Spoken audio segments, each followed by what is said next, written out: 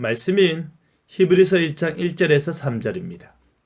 옛적의 선지자들을 통하여 여러 부분과 여러 모양으로 우리 조상들에게 말씀하신 하나님이 이 모든 날 마지막에는 아들을 통하여 우리에게 말씀하셨으니 이 아들을 만유의 상속자로 세우시고 또 그로 말미암아 모든 세계를 지으셨느니라. 이는 하나님의 영광의 광채시요 그 본체의 형상이시라. 그의 능력의 말씀으로 만물을 붙드시며 죄를 정결하게 하는 일을 하시고 높은 곳에 계신 지극히 크신 이의 우편에 앉으셨느니라. 신약 성경 중 가장 난해하고 적용하기 어려운 책 중 하나가 바로 히브리서입니다. 히브리서를 읽다 보면 수많은 구약 말씀 인용과 해석으로 인해 때로는 그 말씀이 우리와 무슨 관련이 있는가 혼란을 주기도 하는데요.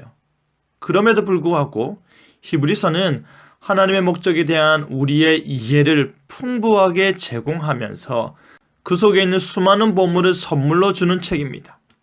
특별히 예수 그리스도의 인격과 사역, 그리고 우리의 구원의 성격에 대한 독특한 통찰력을 제공하고 있는데요.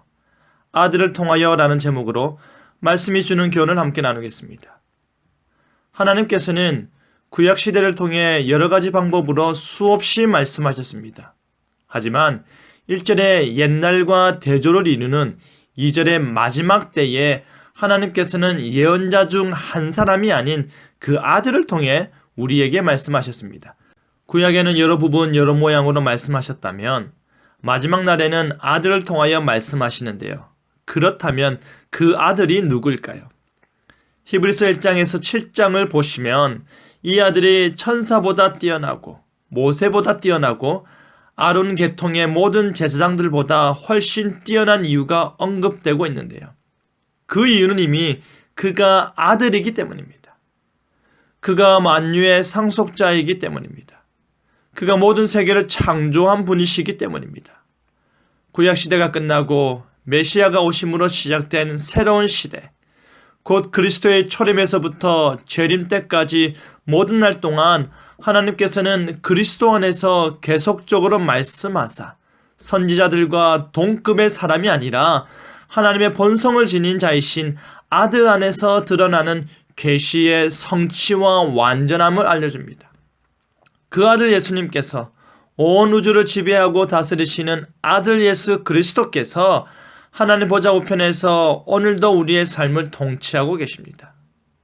근본 하나님의 본체셨지만 하나님의 뜻을 성취하기 위해 그 동등됨을 포기하신 분이 바로 예수님이십니다. 자신이 아들임에도 불구하고, 자신이 창조주임에도 불구하고, 자신이 온천한 만물을 만들고 그것을 통치할 수 있는 능력이 있음에도 불구하고 인간이 되신 것입니다. 하나님의 영광의 광채요 그 본체의 형상이신 예수님께서 마지막 때에 우리에게 친히 오셔서 말씀하신 것입니다. 그 모든 부분들을 다 한데 모아 한 번에 정리하여 주신 것입니다. 그리고 현재는 하나님 보좌 우편에서 그가 성취한 모든 일이 완전히 드러나는 그날까지 그의 능력으로 만물을 붙들고 계신 것입니다.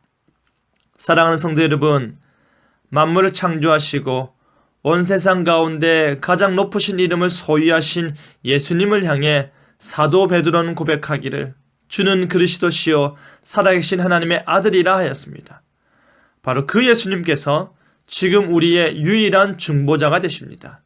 바로 그 예수님께서 말씀이 육신이 되어 우리에게 하나님의 뜻을 계시하셨고 부활의 몸으로 승천하여 우리로 하나님의 뜻을 바라보게 하십니다.